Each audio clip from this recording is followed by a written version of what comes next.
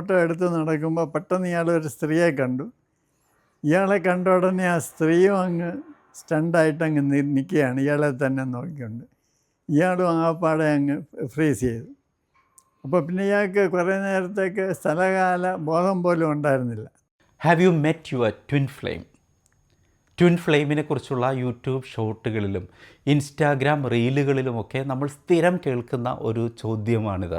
ഈ വീഡിയോകളുടെയൊക്കെ ഹൂക്കായിട്ട് എപ്പോഴും ഉപയോഗിക്കുന്നത് have you met your twin flame എന്ന ഈ ചോദ്യമായിരിക്കും. നിങ്ങളുടെ ട്വിൻ ഫ്ലെയിമിനെ നിങ്ങൾ കണ്ടിട്ടുണ്ടോ? ഇന്ന് ഡോക്ടർ വി ജോർജ് മാത്യു നമ്മളോട് സംസാരിക്കുന്നത് ട്വിൻ ഫ്ലെയിമിനെ കുറിച്ചാണ്. അന്ന് രാവിലെ എണീറ്റപ്പോൾ ഈ ഫീലിങ് ഏറ്റവും മൂർധന്യത്തിലെത്തി. ഞാൻ ഇന്ന് എനിക്ക് മാനസിക ആഘാതം ഉണ്ടാക്കുന്ന ഒരു വ്യക്തിയെ കാണും എന്ന് ഒരു തോന്നലുണ്ടായി. നിങ്ങളുടെ ട്വിൻ ഫ്ലെയിം നിങ്ങളുടെ മുന്നിൽ വന്നാൽ നിങ്ങൾക്കത് തിരിച്ചറിയാൻ സഹായിക്കുന്ന 8 സൈൻസ്, 8 അടയാളങ്ങൾ എന്തൊക്കെയാണ് എന്ന് നോക്കാം. എന്താണ് ട്വിൻ ഫ്ലെയിം എന്ന് മനസ്സിലാക്കാം. എന്താണ് ട്വിൻ ഫ്ലെയിം? ഒരേ ആത്മാവിൻ്റെ 2 ഭാഗങ്ങൾ പോലെ പരസ്പരം ആഴത്തിൽ ബന്ധപ്പെടുന്ന 2 ആളുകളെ സൂചിപ്പിക്കുന്ന ആത്മീയ ആശയം. അവരുടെ കൂടിക്കാഴ്ച അവരിരുവർക്കും അഭൗതികമായ ആത്മീയ അനുഭൂതി സമ്മാനിക്കും. ട്വിൻ ഫ്ലെയിം എന്ന ആശയം ആത്മീയവും പ്രതീകാത്മകവുമാണ്. ശാസ്ത്രീയമായി തെളിയിക്കപ്പെട്ടിട്ടില്ല, എങ്കിലും ആഴമുള്ള ബന്ധങ്ങളെ വർണ്ണിക്കാൻ പലരും ഇത് ഉപയോഗിക്കുന്നു. നിങ്ങളുടെ പകുതി ആത്മാവും പകുതി ആകാശവുമായ ട്വിൻ ഫ്ലെയിമിനെ കണ്ടെത്താൻ സഹായിക്കുന്ന 8 അടയാളങ്ങൾ. 1. ആദ്യം കാണുമ്പോൾ തന്നെ അയാളെ പണ്ടേ അറിയുന്നതാണെന്ന് തോന്നും. 2. അടരാനാകാത്ത ആത്മബന്ധം തോന്നും. 3. നിങ്ങളുടെ ജീവിതത്തെ അവർ അഭിവൃദ്ധിപ്പെടുത്തും. 4. നിങ്ങൾ പറയാതെ പോലും നിങ്ങളുടെ വികാരങ്ങളും ചിന്തകളും അവർ മനസ്സിലാക്കും. 5. മനസ്സ് തുറന്നും നിറവോടെയും അവർ നിങ്ങളോട് ഇടപെടും. 6. ശാരീരികവും ആത്മീയവുമായ മാന്ത്രികമായ ആകർഷണം. 7. ഇരുവരുടെയും ജീവിതത്തിലെ സമാന സംഭവങ്ങളുടെ തുടർച്ച. 8. നിങ്ങളുടെ മനസ്സിലെ വൈകാരികമായ നേർത്ത ചലനങ്ങൾ പോലും അവർ മനസ്സിലാക്കും.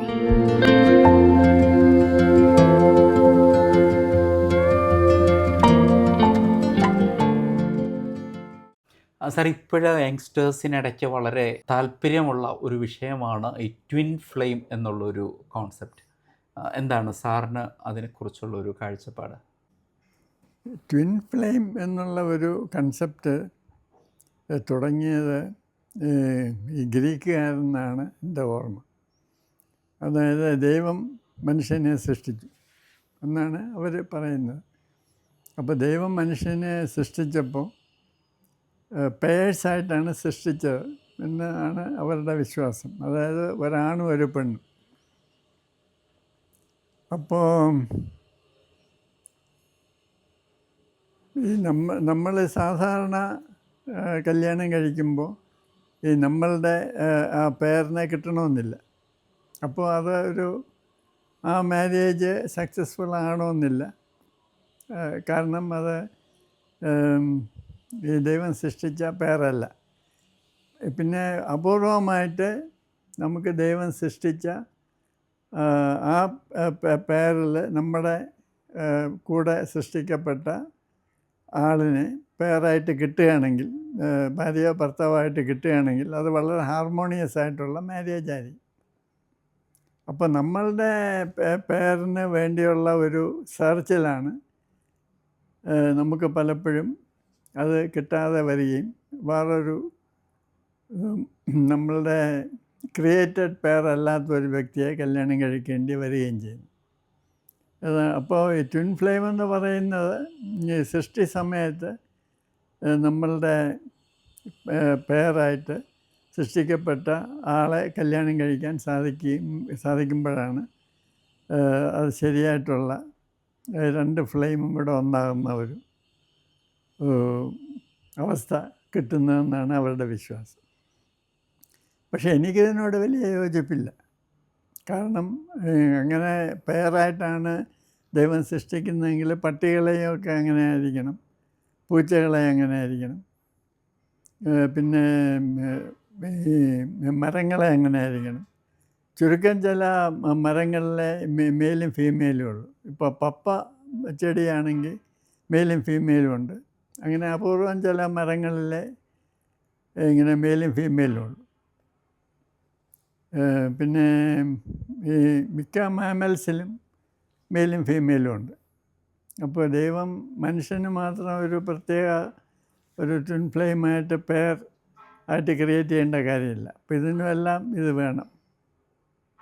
അപ്പോൾ ഇതൊരു വാലിഡായിട്ടുള്ള കൺസെപ്റ്റാണെന്ന് എനിക്ക് തോന്നുന്നില്ല. ഒന്നാമത് ദൈവം അല്ല ഇങ്ങനെ മനുഷ്യനെ സൃഷ്ടിച്ചത്, എവല്യൂഷനിൽ കൂടെ മനുഷ്യനായതാണ്. അപ്പോൾ കുരങ്ങുകളിൽ കൂടെയും ഏപ്പുകളിൽ കൂടെയും ഒക്കെയാണ് മനുഷ്യനായത്. അപ്പോൾ ഇതിന് അങ്ങനെ ഒരു റിയാലിറ്റി ഉണ്ടെന്ന് എനിക്ക് തോന്നുന്നില്ല. ഇതുമൂലം എന്തെങ്കിലും ഒരു മാനസിക പ്രശ്നങ്ങളായിട്ട് ആരെങ്കിലുമൊക്കെ സാറിൻ്റെ മുമ്പിൽ വന്നിട്ടുണ്ടോ? എന്ന് വെച്ചാൽ ഞാനിപ്പോൾ എൻ്റെ ട്വിൻ ഫ്ലെയിമിൻ്റെ കൂടെയാണ് താമസിക്കുന്നത് എന്ന് വിശ്വസിക്കുന്നവരോ, ഈ ട്വിൻ ഫ്ലെയിം അല്ലെങ്കിൽ എനിക്ക് എൻ്റെ ട്വിൻ ഫ്ലെയിമിനെ കിട്ടിയില്ല എന്ന് നിരാശപ്പെടുന്നവരോ? ഈ ട്വിൻ ഫ്ലെയിം എന്നുള്ള കൺസെപ്റ്റ് ഇന്ത്യയിൽ വളരെ അൺകോമണാണ്. മിക്കവരും ഇത് കേട്ടിട്ടേ ഇല്ല. വളരെ ചുരുക്കം പേരെ അത് കേട്ടിട്ടുള്ളൂ. അതിപ്പോൾ പക്ഷെ എനിക്കൊന്നും ഇപ്പോഴും വളരെയേറെ ചർച്ച ചെയ്യപ്പെടുന്ന ഒരു വിഷയം കൂടിയാണ് നമ്മുടെ ഇന്ത്യയിൽ തന്നെ പല ഭാഗത്തും. അത് എന്നാൽ വളരെ അടുത്ത കാലത്ത് വന്നതാണ്. അതെനിക്കൊന്നു ഈവൻ നമ്മുടെ വാലന്റൈൻസ് ഡേ, ഹാലോവീൻ, ഇതൊക്കെ നമ്മൾ മുൻപ് പുറത്തെ നാടുകളിലായിരുന്നല്ലോ. അതെ അതെ ഇപ്പൊ ഇത് നമ്മളുടെ ഇവിടെ വളരെ നമ്മുടെ നാടിന്റെ തന്നെ ഒരു അതെ അതെ പ്രത്യേക ദിവസം പോലെയായി. അതുപോലെ ഹോളി കുറച്ചു മുൻപ് ഉത്തരേന്ത്യയിൽ മാത്രം സെലിബ്രേറ്റ് ചെയ്യുന്നതായിരുന്നു. ഇപ്പോൾ ഹോളി നമുക്ക് കേരളത്തിലെ ക്യാമ്പസുകളിൽ വളരെ സെലിബ്രേറ്റ് ചെയ്യപ്പെടുന്ന അതെ ഒരു ദിവസമാണ്. അതെ. അതുപോലെ തന്നെ ആയിരിക്കും ഇപ്പോൾ ട്വിൻ ഫ്ലെയിം എന്നുള്ളത് നമ്മളുടെ ക്യാമ്പസുകളിലൊക്കെ ഒരുപാട് ട്വിൻ ഫ്ലെയിമിനെ അന്വേഷിച്ച് നടക്കുന്ന ആൾക്കാർ ഒരുപാട് പേരുണ്ട്. അങ്ങനെ ആരെയും സാറെ കണ്ടുമുട്ടിയിട്ടില്ല? അങ്ങനെ കണ്ടുമുട്ടിയില്ല. എന്നാൽ അതിൽ കൂടുതലായിട്ട് ഈ കഴിഞ്ഞ ജന്മത്തിലെ വൈഫിനെ അല്ലെങ്കിൽ ഹസ്ബൻഡിനെ അന്വേഷിക്കുന്നവരുണ്ട്. പക്ഷേ ട്വിൻ ഫ്ലെയിം എന്നുള്ള ഒരു കൺസെപ്റ്റ് ഇവിടെ അധികം അങ്ങനെ പോപ്പുലറായിട്ടുണ്ടോ എന്ന് എനിക്ക് സംശയമുണ്ട്. ഇത് രണ്ടും ഒന്ന് തന്നെയാണോ? ഈ കഴിഞ്ഞ ജന്മത്തിലെ പാർട്ട്ണർ തന്നെയാണോ ഈ ജന്മത്തിൽ ട്വിൻ ഫ്ലെയിം ആയിട്ട് വരുന്നത്? നേരെ തിരിച്ചാണ്. എനിക്ക് ഒരു കേസ് അറിയാവുന്നത്, എൻ്റെ ഒരു സുഹൃത്ത്, ഇത് കുറേ കാലം മുമ്പാണ്, അന്ന് ഈ മൊബൈലൊന്നും ഇറങ്ങിയിട്ടില്ല. വീട്ടിലൊരു ഡൊമസ്റ്റിക് ഫങ്ഷൻ ഫോട്ടോ എടുക്കാനായിട്ട് അയാൾ സ്ഥിരമായിട്ട് വിളിക്കുന്ന ഒരു ഫോട്ടോഗ്രാഫറിനെ എൻഗേജ് ചെയ്തിരുന്നു. അയാൾ വളരെ കറക്റ്റായിട്ട് എല്ലാ ഫങ്ഷനും വന്ന് ഫോട്ടോ എടുക്കും.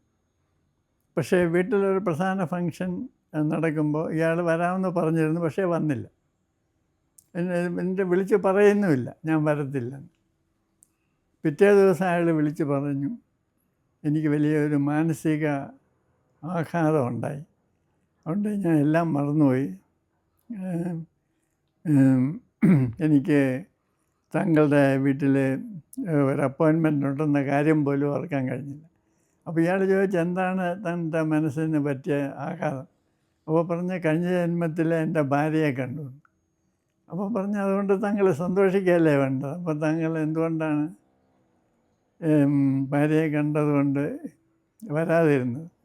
അപ്പോൾ പറഞ്ഞു, അതെനിക്ക് വെളിയിൽ പറയാൻ പ്രയാസമുണ്ട്. അപ്പോൾ ഇദ്ദേഹം എന്നെ വിളിച്ച് പറഞ്ഞു, ഇങ്ങനെ ഒരു കേസ് വന്നിരിക്കുന്നു, താൻ വേണമെങ്കിൽ പോയി കണ്ടോളാൻ പറഞ്ഞു. അപ്പോൾ ഞാൻ ഈ ഫോട്ടോഗ്രാഫറെ പോയി കണ്ട്, ആദ്യം അയാളൊന്നും പറഞ്ഞില്ല. പിന്നെ ഒരുപാട് നിർബന്ധിച്ചപ്പോൾ പറഞ്ഞു. ഈ എൻ്റെ ഫ്രണ്ടിൻ്റെ പേര് വർഗീസാണ്. വർഗീസ് സാറിൻ്റെ വീട്ടിൽ ഇങ്ങനെ ഫങ്ഷൻ്റെ കാര്യം പറഞ്ഞപ്പോൾ ആ ദിവസം തൊട്ട് എനിക്കൊരു ഫീലിംഗ് ഉണ്ടായി, ഞാൻ ആരെയോ കാണാൻ പോകുന്നു. അത് അയാളെ കണ്ടാൽ എനിക്ക് വലിയ ഷോക്കുണ്ടാകും. അപ്പോൾ ഓരോ ദിവസവും കഴിഞ്ഞപ്പോൾ അത് കൂടിക്കൂടി വന്നു. വർഗീസ് സാറിൻ്റെ വീട്ടിൽ ചെല്ലാമെന്ന് പറഞ്ഞ ദിവസം രാവിലെ ഇദ്ദേഹത്തിന് ഒരു കല്യാണ ഫോട്ടോ എടുക്കേണ്ട ആവശ്യമുണ്ടായിരുന്നു. അപ്പോൾ കല്യാണത്തിൻ്റെ ഫോട്ടോസ് എടുക്കാൻ ഒരു റിസപ്ഷൻ. അപ്പോൾ ഇയാൾ രാവിലെ അവിടെ പോയി. അന്ന് രാവിലെ എണീറ്റപ്പോൾ ഈ ഫീലിങ് ഏറ്റവും മൂർധന്യത്തിലെത്തി. ഞാൻ ഇന്ന് എനിക്ക് മാനസിക ആഘാതം ഉണ്ടാക്കുന്ന ഒരു വ്യക്തിയെ കാണും എന്ന് ഒരു തോന്നലുണ്ടായി. എന്നിട്ട് ഇയാൾ ഭയങ്കര ടെൻഷനിലാണെങ്കിലും ഇയാൾ പോയി കല്യാണത്തിൻ്റെ റിസപ്ഷൻ്റെ ഫോട്ടോ എടുത്തു. ഇങ്ങനെ ഫോട്ടോ എടുത്ത് നടക്കുമ്പോൾ പെട്ടെന്ന് ഇയാൾ ഒരു സ്ത്രീയെ കണ്ടു. ഇയാളെ കണ്ട ഉടനെ ആ സ്ത്രീയും അങ്ങ് സ്റ്റണ്ടായിട്ട് അങ്ങ് നിൽക്കുകയാണ്, ഇയാളെ തന്നെ നോക്കിക്കൊണ്ട്. ഇയാളും ആപ്പാടെ അങ്ങ് ഫ്രീസ് ചെയ്തു. അപ്പോൾ പിന്നെ ഇയാൾക്ക് കുറേ നേരത്തേക്ക് സ്ഥലകാല ബോധം പോലും ഉണ്ടായിരുന്നില്ല. പിന്നെ ഇയാൾ എങ്ങനെയോ ആ ഫോട്ടോ ഒക്കെ കംപ്ലീറ്റ് ചെയ്ത് പിന്നെ വൈകിട്ട് ഇങ്ങനെ വർഗീസ് സാറിൻ്റെ വീട്ടിൽ പോകണമെന്നുള്ള കാര്യവും മറന്നുപോയി. ഇയാൾ നേരെ വീട്ടിൽ വന്ന് ക്യാമറയൊക്കെ എവിടെ എറിഞ്ഞിട്ട് കട്ടിലേക്ക് കയറി അങ്ങ് കിടന്നു. അപ്പോൾ ആലോചിച്ച് ഇങ്ങനെ ഒരു സ്ത്രീയെ കാണുമെന്ന് കുറേ ദിവസമായിട്ട് എനിക്കൊരു തോന്നൽ ഇങ്ങനെ കൂടിക്കൂടി വന്നു. ഇന്ന് കാണുകയും ചെയ്തു. ഇവരും ഞാനും തമ്മിലുള്ള ബന്ധം എന്താണ്. അപ്പോൾ ഇയാൾക്ക് അങ്ങനെ മുജ്ജന്മത്തിൽ വലിയ വിശ്വാസമുള്ള ആളൊന്നും ആയിരുന്നില്ല. അപ്പോൾ പെട്ടെന്ന് ഇയാൾക്ക് ഒരു സീൻ ഓർമ്മ വന്നു. ഇയാളുടെ ഭാര്യ കഴിഞ്ഞ ജന്മത്തിൽ വിഷം കൊടുത്ത് കൊന്നതാണ്. അപ്പോൾ ആ സ്ത്രീയാണ് ഈ സ്ത്രീ എന്ന് ഇയാൾക്ക് ഓർമ്മ വന്നു. എന്നെ വിഷം തന്ന് കൊന്ന സ്ത്രീയാണ്. പക്ഷേ അത് ഓർമ്മ വന്നപ്പോൾ ആ ടെൻഷനൊക്കെ അങ്ങ് കുറഞ്ഞു. പക്ഷേ അപ്പോഴത്തേക്ക് ഈ വർഗീസ് സാറിൻ്റെ വീട്ടിലെ ഫോട്ടോ എടുക്കാനുള്ള സമയമൊക്കെ കഴിഞ്ഞു. അപ്പോൾ പിറ്റേ ദിവസമാണ് അയാൾ വർഗീസ് സാറിനെ വിളിച്ച് മൈൻഡ് ഫുള്ളി ക്ലിയർ ആയപ്പോഴാണ് വിളിച്ച് ക്ഷമ പറഞ്ഞത്. ഇങ്ങനെ എനിക്ക് ഇന്നലെ ഒരു മാനസിക ആഘാതമുണ്ട്, അതാണ് വരാൻ പറ്റാത്തത്. അപ്പോൾ ഇങ്ങനെ കഴിഞ്ഞ ജന്മത്തിലെ വിശ്വാസമുള്ള ആളുകളുണ്ട്. അപ്പോൾ കഴിഞ്ഞ ജന്മത്തിലെ ആളിനെ കാണുന്നത് ഭയങ്കര ഒരു മാനസിക ആഘാതം ഉണ്ടാക്കുന്ന ഒരു എക്സ്പീരിയൻസ് ആയിട്ടും പലരും കാണുന്നുണ്ട്. അപ്പോൾ കഴിഞ്ഞ ജന്മത്തിൽ വലിയ ഹാർമോണിയസ് മാരേജ് ഒന്നും ആയിരിക്കണമെന്ന് ഒരു നിർബന്ധമില്ല.